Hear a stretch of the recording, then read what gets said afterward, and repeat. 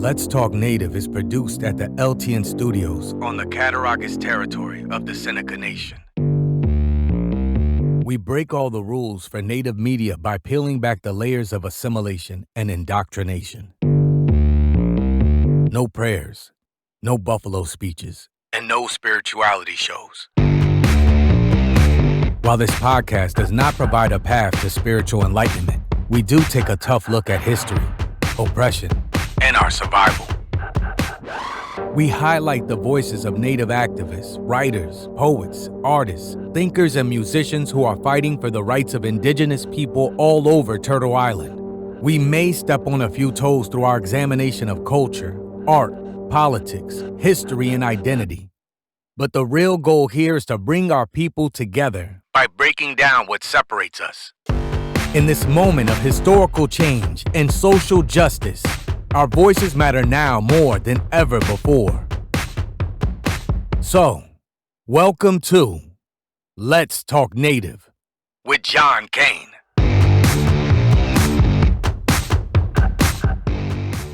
All right. Hey, thanks for joining us. This is John Kane, and this is Let's Talk Native.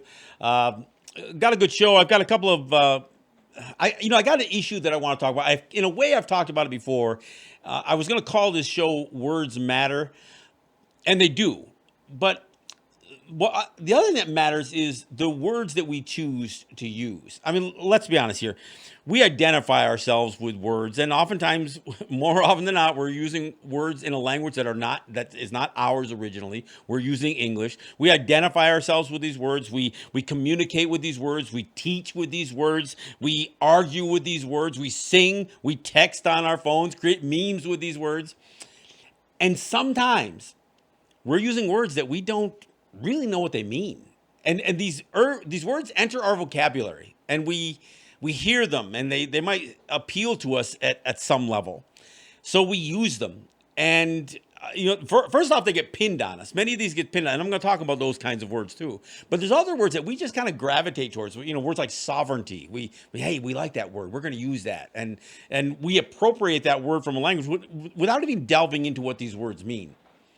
So I want to talk about that a little bit. And I want to take this conversation to beyond labels that we apply to ourselves or have been applied to ourselves, and take it a little farther. I mean, one of the things that I'm making a commitment to do is, other than when I have to do it electronically and I don't have a whole lot of choices, but anytime I use my address, my home address where I live, I have a post office box, so that's one thing. But where I live, my residential address, I'm no longer going to call my address Perrysburg, because it's not Perrysburg.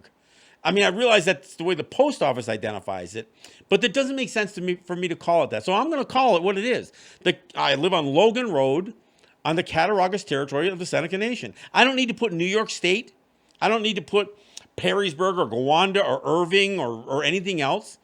Look, I can use the zip code. So it'll if you put a zip code down, the mail will get to you no matter what. But the idea that when we write it ourselves and we still are calling where we live New York State.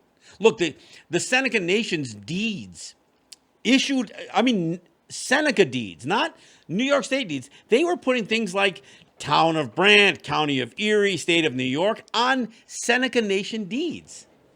It just doesn't make sense. These are the words we're choosing to use. So I want to talk about that. And part of the reason I want to have this conversation is I got into it a little bit on Facebook with somebody who I probably don't disagree with on a bunch of things, but the conversation kind of went south. And somebody had brought up, and it wasn't even related to the post that I put up, but somebody talked about Columbus labeling us Indians because he thought he was in India. That's not exactly true, but it's truer than the myth that somebody created and has been perpetuated for several decades now, or at least a decade, that Columbus wasn't calling us Indians, and that the word Indios, which would be the Spanish version of that word, which is spelled Indios. They were saying, well, what he really meant was Nendeos, which is Deos, which is like of God. there are people, native people, and I'm sure some non-native people who get caught into this, obviously, that believe the label that was pinned on us, this Indians label, is a derivation of Columbus calling us godlike, or from God, or children of God. And it's wrong. I mean, it's flat out wrong. But people have gravitated. Look, Russell Means, I've seen this run across Facebook many times. Russell Means does this whole, spiel on this thing. And it's just wrong. Look, it is very well documented, not only by Columbus, but his contemporaries, the references they made to that area of the world, Asia, being, referring it to as east of the Indus River, and those islands being, in fact, the Europeans call it the East Indies. When Columbus landed in the Isles of Hispaniola in the Caribbean, and these are all word labels that really shouldn't apply, but when he landed in the islands off of the Western Hemisphere, he believed he had reached the East Indies. Ultimately, they would actually refer to those islands, once they knew better, as the West Indies. Well, why would they call them the West Indies? To be, again, to distinguish the West Indies, these islands that Columbus thought were the Indies, from the East Indies. He thought he was he had reached the Indian Ocean. And it's clear. I mean, it's well documented. But the fact that Columbus would double label, even if you believe this Endios thing, which is wrong, even if you want to believe that, it's still a label that got pinned on us. And now, and got pinned on us in such a way that it became this universal word. But it's a word that we at some point began to, I mean, look, Seneca Nation, on much of their letterheads, and in many ways, the federal government recognized them as the Seneca Nation of Indians, the Oneida Indian Nation, OIN, Oneida Indian Nation of New York. I mean, look, the word Indian shows up in many of the labels or the names that Native peoples are referred to, and ultimately we refer to ourselves, and it's unnecessary. Look, if you're saying the word Seneca, which even that is an imposed name, it is redundant to say, Seneca Indians. Well, it doesn't make sense. I mean, if you're saying Mohawk or Oneida, and all of these words are essentially bastardized from our original words, Onondawaga, Onyotaaga, Gunyakaaga. These are our words. But not only do we take the bastardized versions of what we called ourselves and then accept those labels, we stick words like reservation and tribe and and Indian in the name. Look, there are some up in Akwesasne. For years, it was referred to as the St. Regis Indians. There's no such thing as a St. Regis Indian, but that's the label that stuck. And in fact, the federally recognized Mohawks are the St. Regis Mohawk tribe. And let me fill you in on this one. The word Mohawk got added fairly recently. It was just a St. Regis tribe of Indians. I mean, that's what the label was. When you go out west and you see, not only before I go out west, the word Mohawk isn't our word. It's not the words of the Gunyagahaga. It's not the words of, it's not even a Haudenosaunee word. It was a word by some, theories of etymology, comes from either the Dutch or the Hurons, and it meant flesh eater or something along those lines. That's not that, but I still use the word. I almost have to use the word to qualify. So when I tell somebody that I'm Gunyagahaga, I often got to say what you know as Mohawk. But I'll tell you, look at Mohawk on the internet. You know what you're going to get? A haircut. That's what shows up when you do a Google search on the word Mohawk. So there you go. But if you go out west, there are not only places that identify themselves as the military forts that they were confined to, Fort Peck, Colville. I mean, there are all these places that were, again, we're not identifying ourseldes as the people we are. Lac de Flambeau. Not exactly a native name, Coeur d'Alene. I mean, and I'm not criticizing the people. I mean, so if anybody is offended by me, sue. The word Sioux is, if I get this wrong, the way I understood it, the way it was told to me was that that's a word that means snake in some other native language. I'm not even sure which language it is. The Sioux, they're Lakota, they're Dakota, they're Nakota. That's who they are. But Cheyenne River Sioux, 3 words, 2 of them English and one of them, a bastardized, a slur essentially associated, and that's what an entire group of people call themselves. So these are labels that we've accepted, and so not only are some of these words misnomers, mislabels, like the word Indians coming from Columbus, but so much of these other characterizations of us. The word tribe. And I've talked about this on the show before, so let me address it again. Tribe is not a compliment. It is not some sort of scientific word that designates a group of people. It has a derogatory tone, not just tone, but meaning to it. Look, when you hear the news folks, refer to the tribal regions of Afghanistan, they don't mean the sophisticated regions. When you hear, somebody, again, the talking heads refer to politicians having gone tribal, that doesn't mean that they've elevated their sophistication. It means that they've become more base, more primitive, and they're behaving in a less human fashion. So if the word tribe and tribal, when applied every place else by journalists, by print media, television media, radio media, if those 2 words, tribe and tribal, are always meant to be derogatory, how does it mean something different when it's applied to us? So when I hear people say, "Well, we're a tribal people," what the freak does that even mean? I mean, are we calling ourselves? I see on Facebook, "Oh, what tribe are you?" Every time I see that meme on Facebook, I give the same answer: I'm not a tribe, or I ignore it completely, which is probably what I should do more often. But so these words, these labels, they do matter because we are using them. We're identifying ourselves with these things. So not only, we're not even taking the time, I should say, to redefine the words, to say, look, when I say it, I don't mean this, this, and this. When I say those words, I mean this, this, and this.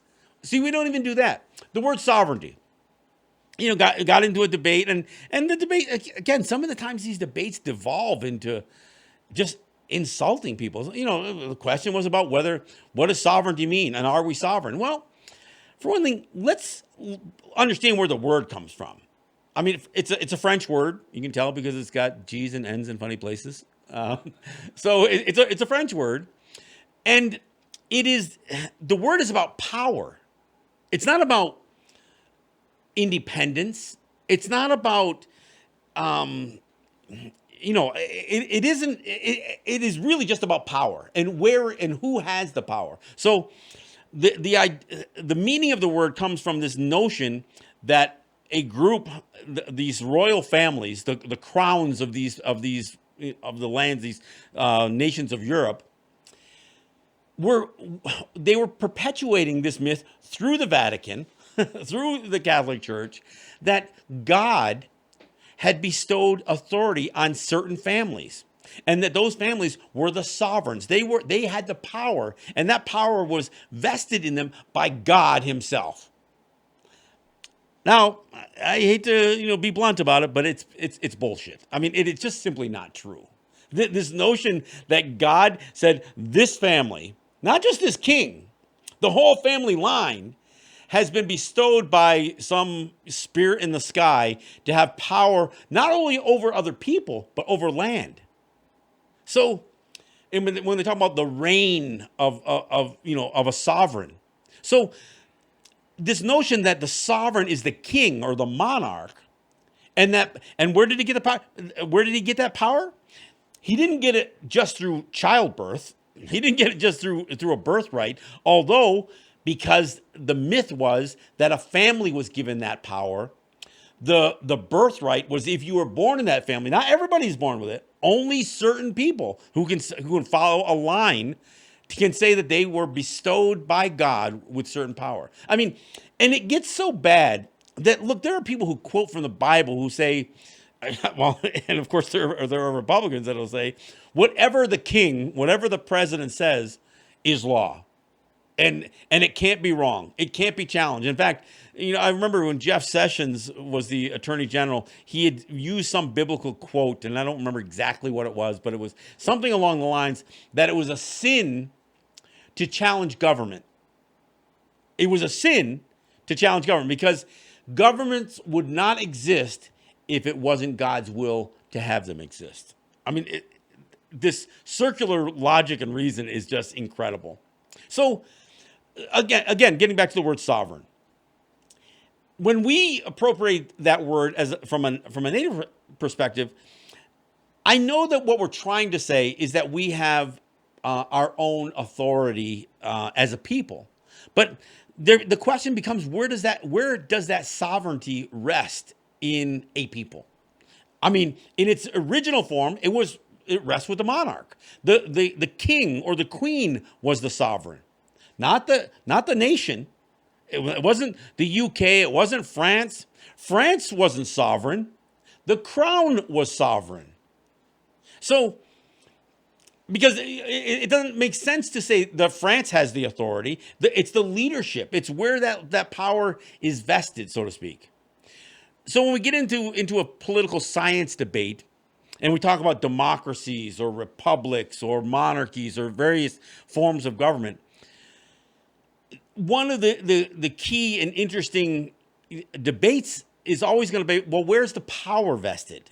And in a monarchy, it's clear where it is. And in a democracy, supposedly, the power is vested in the people en masse, meaning the will of the people altogether is where the power is vested. And it's the people who are sovereign.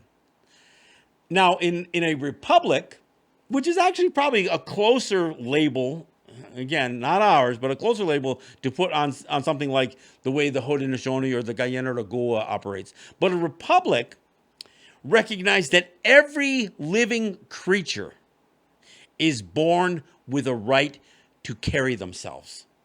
Whether it's an animal, whether it's a rabbit or a squirrel, a deer, a bear, a wolf, that we are all born with not with just an authority to carry ourselves, but a right and a duty to carry ourselves. We have a word in our language that talks about we carry ourselves. Te watatawi.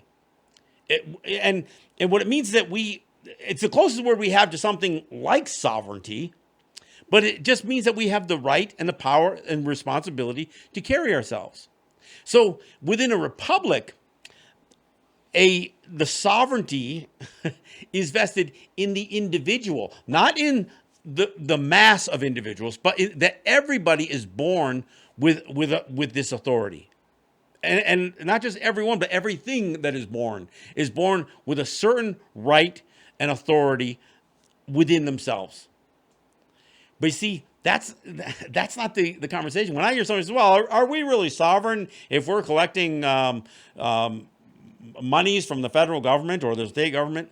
That's not even, those two words don't even fit in the same in the same conversation. But again, we're using words that aren't ours. Now, if we say we have the right to carry ourselves, that means we have the right to find ways to sustain ourselves. Now, look, there's a difference between being sovereign in the way it's being used and being self-sufficient. In fact, we could argue that all of life is connected. And in fact, if you believe what people put out there as native philosophy, that we're all related. So there is no individual self-sustainability, that we all depend on each other. We're all connected.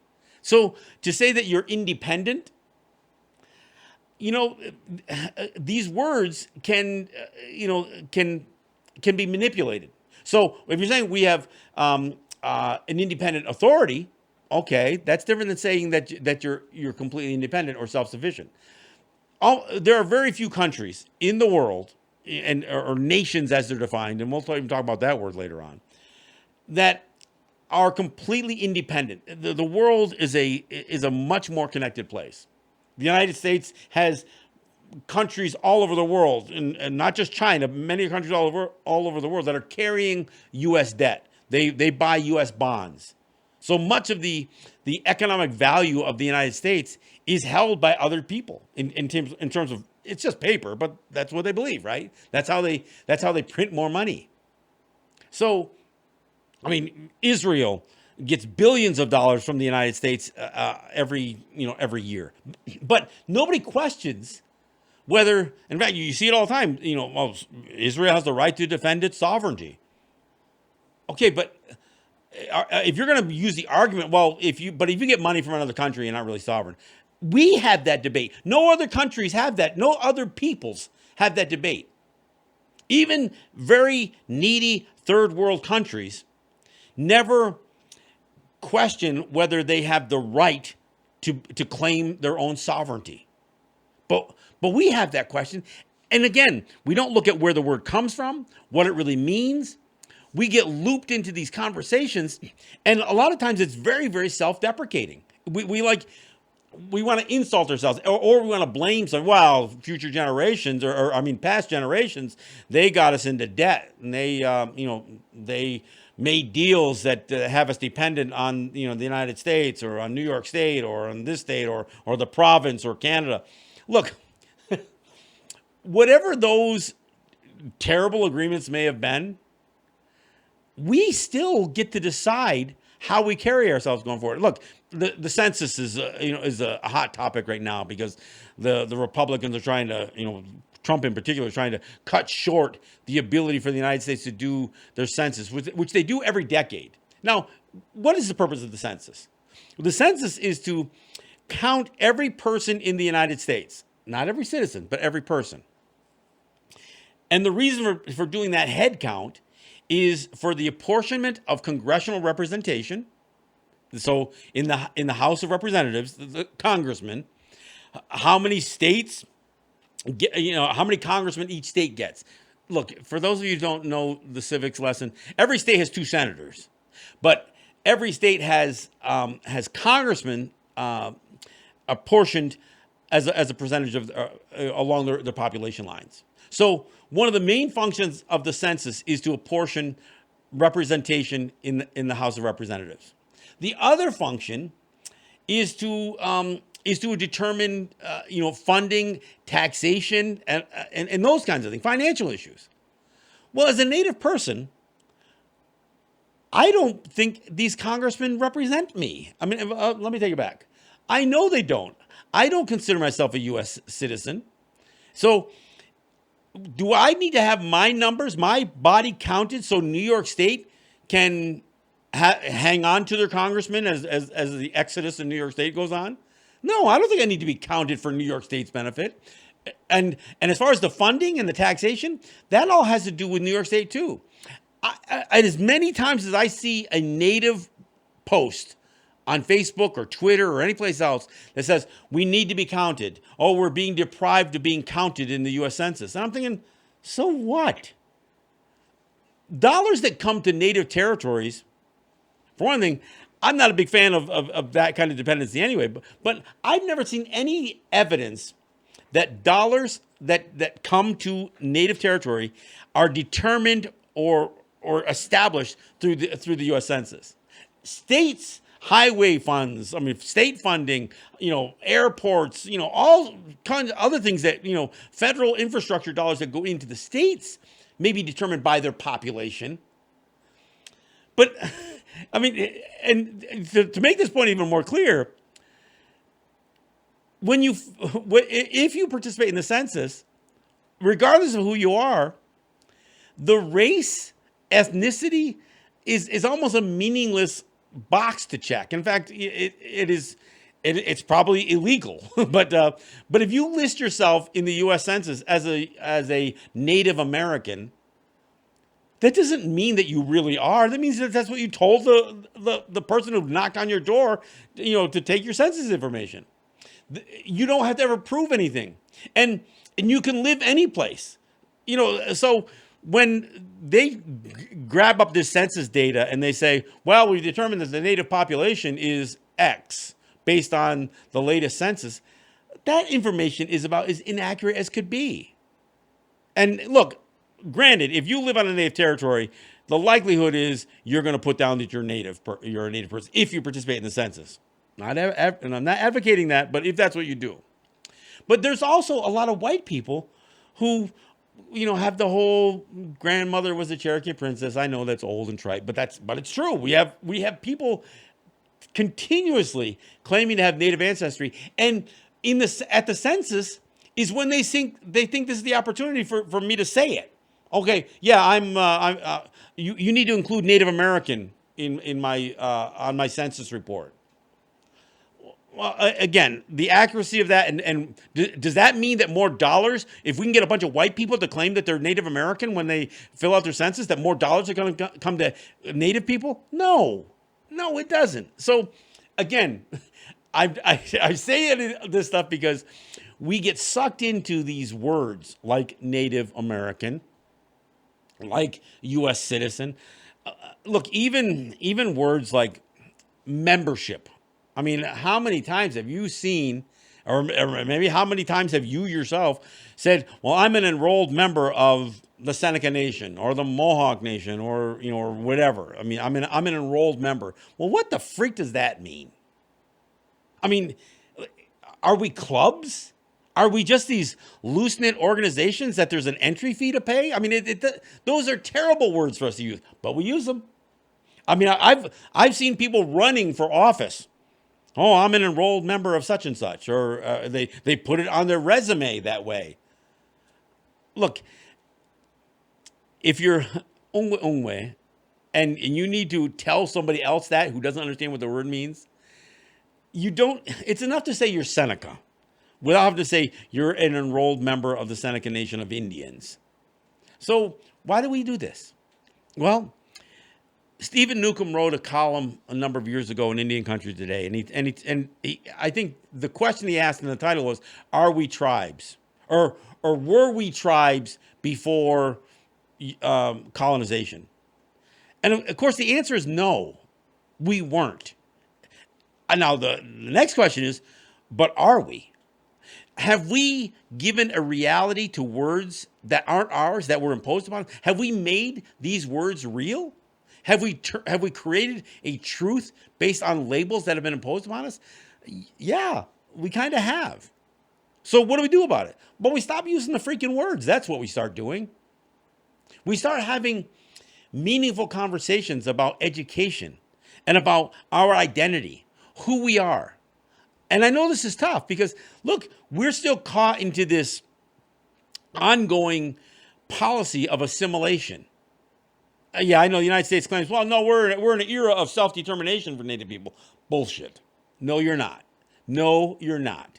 You're still fully engaged in those 5 policies. I got a video on YouTube. You can look it up. 5 policies. But the policy that has been the most consistently used policy throughout American history has been the policy of assimilation. And assimilation is genocide. Now, look, I get into heated conversations every time somebody says, well, we should go vote. And I said, look, if you want to vote, you're just empowering, the United States more so against you. You are essentially participating in your own oppression by helping to select your next agents of oppression. And and we get into it. And of course, then somebody's going to say, well, we've got women who were elected into Congress. Not by us, they weren't. Sorry. I'm not saying it's terrible if Native people join the American system and become politicians and advance their careers and that kind of stuff. Well, maybe I will. Maybe I will say it's terrible because we lose people when that happens. And so when people want to say, oh, how wonderful Deborah Haaland is or Sharice David, look, they joined the ruling class. They aren't our leaders. They represent states in the U.S. Congress. They represent Kansas and New Mexico. They don't represent us. In fact, they didn't get elected by us. White people voted them in. I'm not saying some Native people didn't vote. And will they advance some Native issues? Well, I would hope so. But I don't think that's the reason for all of us to jump into that ship. And so what? Then I get accused of being a woman hater. I'm not hating women. I think it's equally wrong for a man to do it. And you know what? Most of the men who are in Congress who have Native ancestry, the Republicans. And look, we can get into a debate over which party serves Native people better. And I'll tell you, I'll give you a hint, neither. But these are the conversations we have because we don't understand our own identity. And look, I've talked a lot about identity, but these words are what we are using to identify ourselves. All right. Hey, we're just about at the bottom of the hour. So we're going to take a break, and when we come back, I'm going to get into this a little bit more. I want to talk about how we label where we live. And I talked about it at the beginning of the show, but I'm going to talk about that more. Our addresses and what they should be. This is John Kane, and this is Let's Talk Native. All right. Hey, yeah, thanks for coming back. This is John Kane. This is Let's Talk Native. Hey, and we are talking about words, but let me fill in some other words here. And those words are words of gratitude and thanks to my sponsors. I want to thank Ross John and Holly John and the RJE family of businesses. I want to thank Eric White and ERW Enterprises and the folks at Grand River Enterprises as well. And I also want to thank those of you who help when I ask. You're not the weekly sponsors or the monthly sponsors, but you're the ones who help when I ask, and we appreciate that. It's how we keep trying to improve what we're doing here. So again, I thank you. Nyawe Goa. There we go.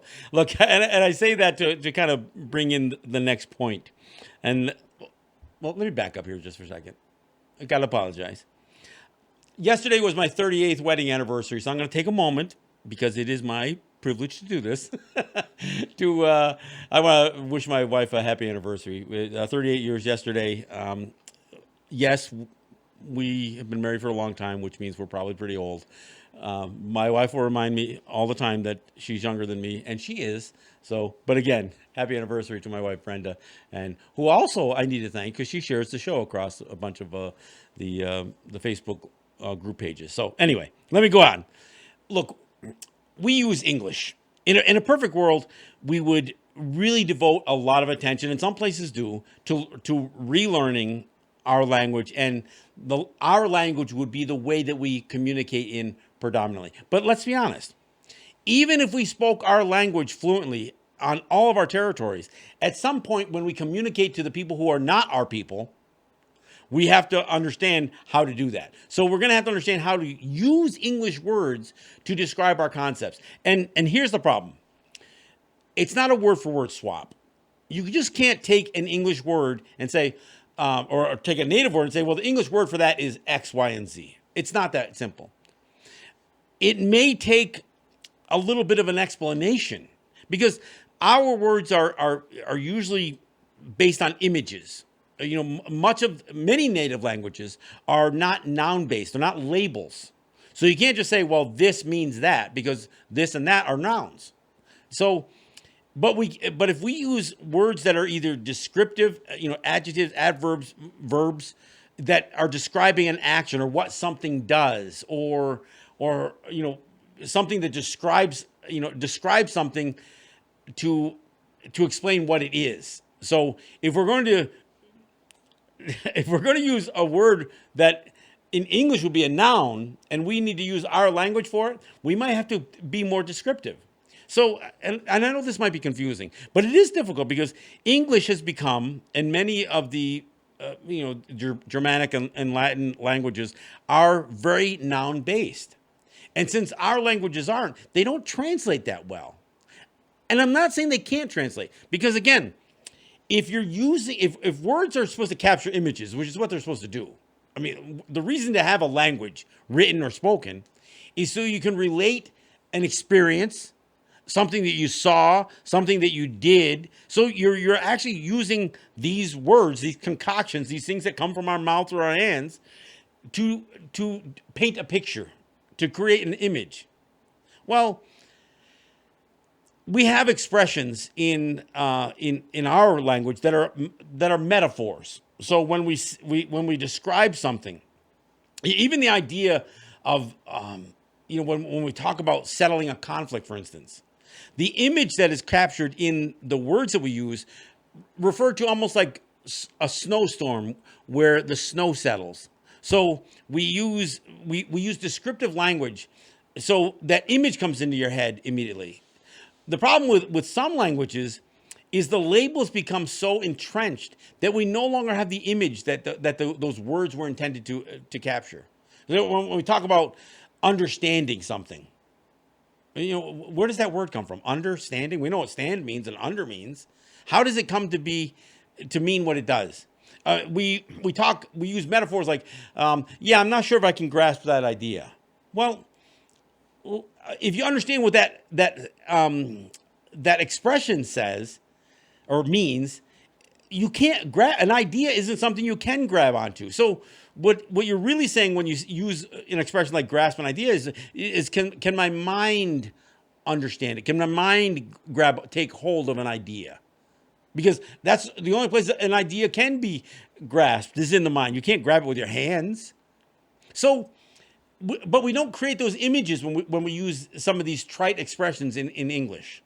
And if we don't keep our language alive, our native language, we are going to do the same thing, and that has happened to other languages. They become just labels. And they become thoughtless. We don't understand the meanings behind them. So it is really important, even if we're going to use English, and look, we're always going to use English to some degree. Most of the written text in the world, at least in our world, is going to be in English. So we still need to understand English, and we need to communicate in it. And I think if we understood our language, we would be better at communicating in English, because we would take the time to find the English words that could describe a concept that has been locked into our language.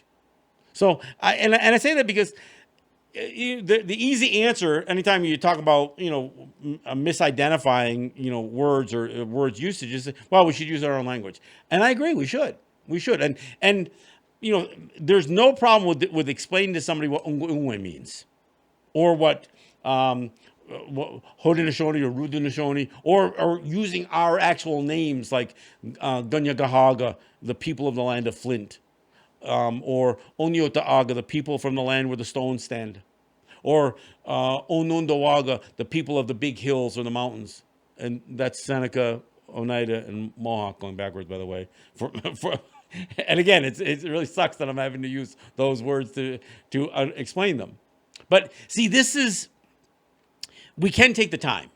This is the burden that we have and the responsibility we have to properly identify ourselves, to properly communicate. Look, if we're going to teach children, who they are, where they live, and like I said, I talked earlier about this notion of Seneca Nation deeds. My friend Matt, he said, look, I refuse to accept this deed issued to me by the Seneca Nation.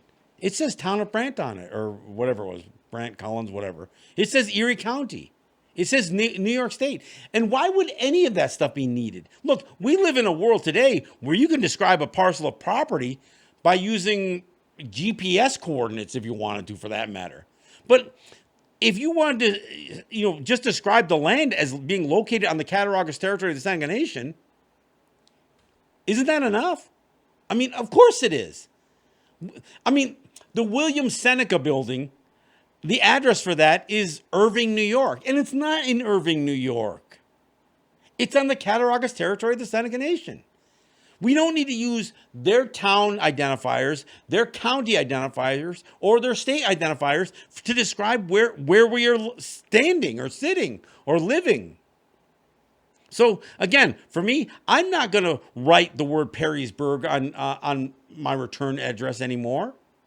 I realize if you're doing stuff electronically, it's if the second you put in a zip code, it's going to pop up a township. But to the extent that we can write our address down, we should correct it. The William Seneca building should not list itself as Irving, New York.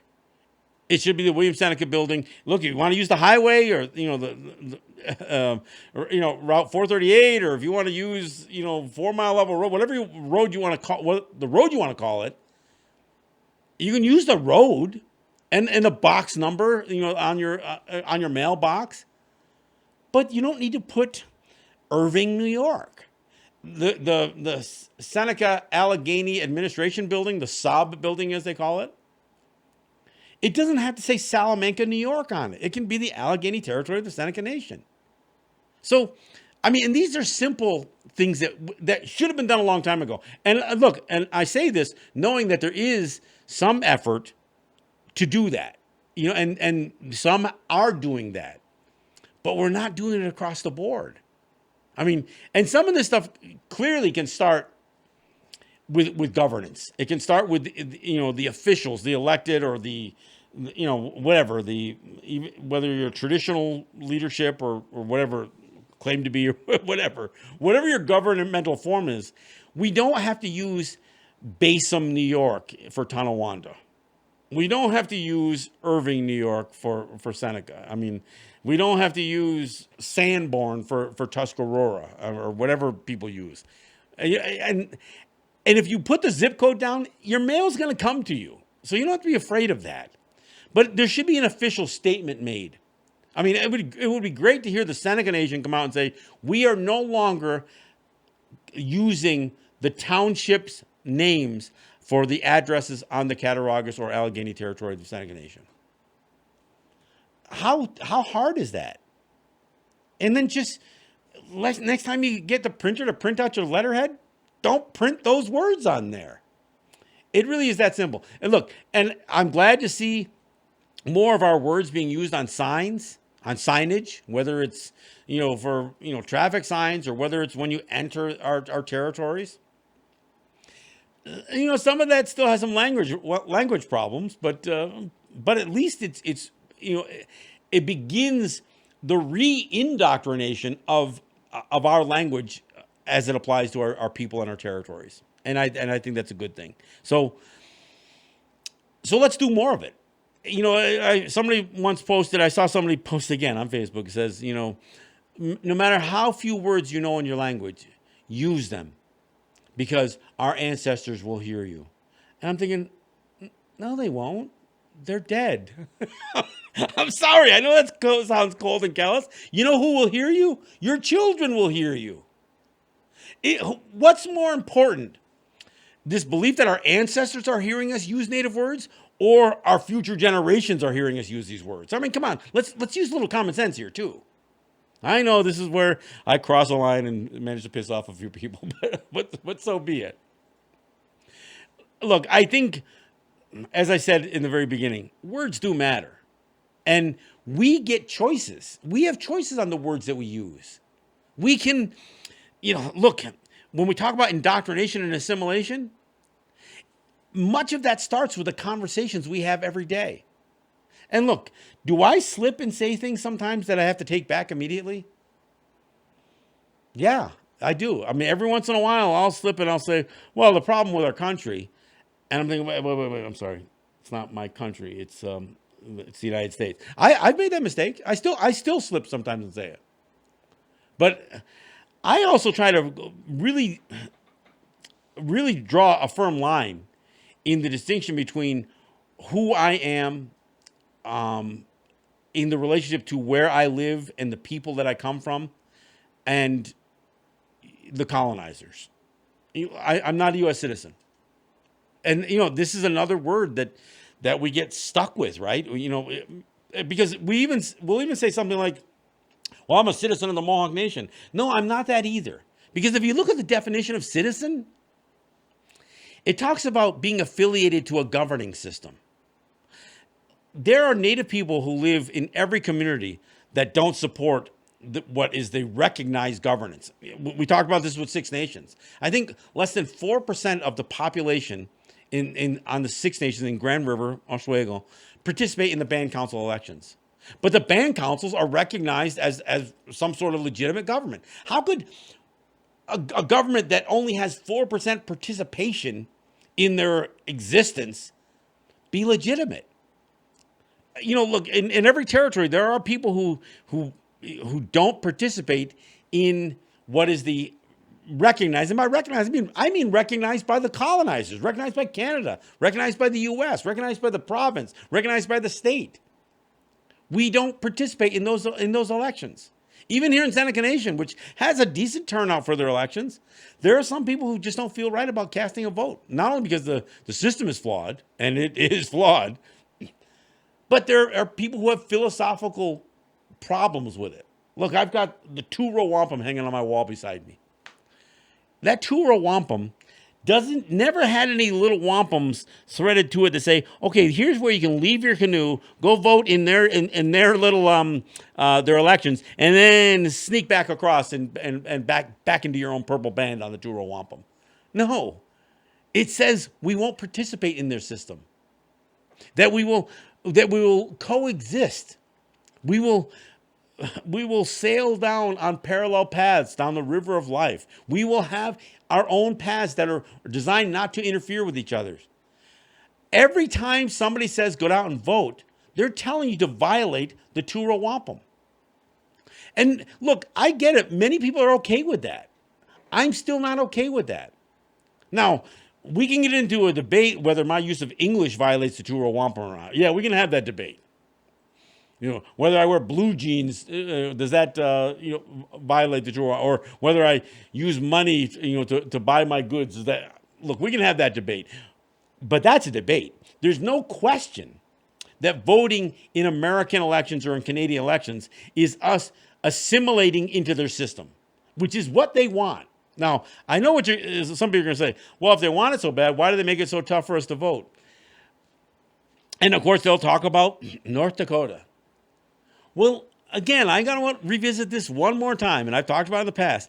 If in North Dakota, they're telling you that in order to register to vote, you need to list your residence. Your post office box isn't enough. You need to list where you live. Well, for one thing, that's not a difficult thing to do. And I know people say, yeah, but we don't have a street address. Yeah, well, you can get a street address if you want one. I mean, and who's gonna check it anyway, right? But so if you just make up the name of your road and you put a house number on your house, then what's the post office going to say? Well, we can't recognize that. Well, but regardless of that, think about what they're asking you to do. They're asking you to list where you live, and this is a major problem that I have, especially here living in Seneca territory or any of the Haudenosaunee lands here. They want you to list your home, where you sleep at night, where you raise your children, where you eat your dinner, as part of the state. Let me say it again. In order to list your residence on your voter registration form, you are saying that your residence is in Erie County. It's in congressional district number what? I don't know, 97 or whatever it is in New York State.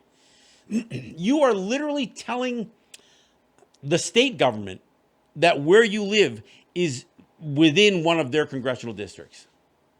So is that them making it difficult for you to vote? Look, they don't care whether you vote or not, really. But they sure would love to have you list all your properties as part of the state. And I know people are going to say, yeah, but that's just politically, that's just for election. Is it? Is it? So if we say our address is Irving or town of Brant or county of Erie, that those words don't matter? Well, if they don't matter, then why use them? Look, the words do matter. They matter in shaping our identity, how we teach our children. Look, how we advance our culture. Look, we've taken a word that would mean the great mystery, or we talk about the power of creation, and now we manipulate that and we say the creator all the time, which is just another way of saying God. And I know somebody, no, we don't mean it when we say it that way. Yeah, you do. Yeah, you're paralleling a Christian belief system. So religion, spirituality, this ritualistic way of life that some people have, this is another way that we adopt that. That's another way we get into that system. I mean, the president of the United States at the time thought it was great that the Senecas were beginning to move towards a religious belief system in the Code of Handsome Lake. They talked about it. It's documented because that they thought it was that once you have an organized religion, you are more manageable, especially if that religion happens to parallel existing white organized religions. So again, religion and spirituality, when we shape it and we form it so it matches, and we do that. Look, I've seen people list on a form. Well, what is your religious affiliation? They'll put Longhouse. Really? Longhouse is a religion? And we stick it in there like it's okay? That's us putting us in their box. We're doing it to ourselves when we do that. So my message here is, yes, there are words that we choose to use. So choose them wisely. Let's use words that more accurately describe who we are, even if they're in English. I mean, look, every one of our words can be are descriptive. We can use English words to describe it. So if we want to say Onyotaaga, we say the people of the land where the stones stand up. Now, is that's more of a mouthful than saying Oneida or Onyotaaga, but we can do it. And we should on every occasion when we use a word that doesn't exactly fit us or that somebody may not understand, we should take the time to explain it. I mean, when we say ongwe ongwe, let's explain what ongwe ongwe really means. We know that we mean it to mean us native people. But why do we use ongwe ongwe to mean us native people? Well, because it means real people. And by real, meaning real with a past, real with a future, and real by being grounded to the land that they come from. So when we say original people, that's not even the right translation. It means a people who are real because they have a connection to their mother, to the ground that they live on. And now I know we've been relocated. We've been relocated through the Removal Act and so many other things. And some of us are living in lands that are not where we come from. And I'm not talking about me being Ganyagahaga living in Onondawaga territory, because we're related. That those words are descriptions of where we come from, the people of the land of Flint, the people of the big hills or the mountains. We're still the people. So when we use words like ongwe ongwe, which is a more encompassing, it means basically people who are still connected to their homeland. Meaning we're not talking about white people. And we're not even talking about black people, because black people were ripped from their homes to come here. Now, I'm not saying that somebody who's not native can't develop many of the characteristics that tie them to the ground. Absolutely they can. But when we say ongwe ongwe, we mean native people. So we can describe that. Look, another word that is an important word to me, especially this year, is Ranadagayas. It is a word that some people just say, oh, that means town destroyer. In fact, if you look up online, if you Google search town destroyer, it'll come up. And there might be various ways of spelling it, and with an H or instead of with an R. But the word that I describe as Ranadagayas, that's the Mohawk word. It doesn't actually translate to town destroyer. I talked to Jeff Doreen and Degarundage and others, and they said it's more vicious than that. It's not the idea of burning a town. When they talk about this kind of destruction, they mean like a senseless destruction, like a tearing away of flesh, not tearing away the flesh to consume it, to eat it. In fact, Jeff told me that it's the word actually has some of the pieces to the word for shark. The same word that we would have for shark, it has some of the same roots to it that are in Ranadagayas. And I don't know the word for shark, so I apologize for that. But Degarundage would describe it as a rabid dog, not a dog just eating flesh, but a rabid dog that just tears away at flesh. That's the picture that our people created for describing George Washington and his policy towards the Haudenosaunee, towards the Senecas, towards the Cayugas, in particular with the Sullivan campaign. When he said, destroy their land and destroy their food supply, and don't listen to any appeals for peace or surrender. You need to destroy the land. And he basically said, you need to cause intergenerational trauma. They need to know the terror of their chastisement. These are the words of George Washington. So when you see the words that he used to give the orders to John Sullivan, you can more accurately understand why our people would use almost this graphic, morbid word, Runda the Gaius, to describe the President of the United States. And every president since George Washington lived up to this notion that they were out to destroy us. Look, there wasn't a word for genocide when we coined this word, Runda the Gaius. We didn't have a word genocide. But genocide is, again, this idea of terror, of the senseless destruction of a people, which is what George Washington and every president since, all 45 of them, Democrats and Republicans. And you know what? After November, the next one will also be a destroyer of our people. At some level, they will continue. And you know what? One of the ways to destroy our people is to assimilate, is to force us, is to convince us, and then find our own people within our midst, our own people, find them to convince us to vote in their elections, to run for their offices, to endorse their candidates, to do all of that stuff. That ends up being part of the assimilation process. It's not just the language we use, it's the words we choose to use. Choose wisely. Thanks for listening.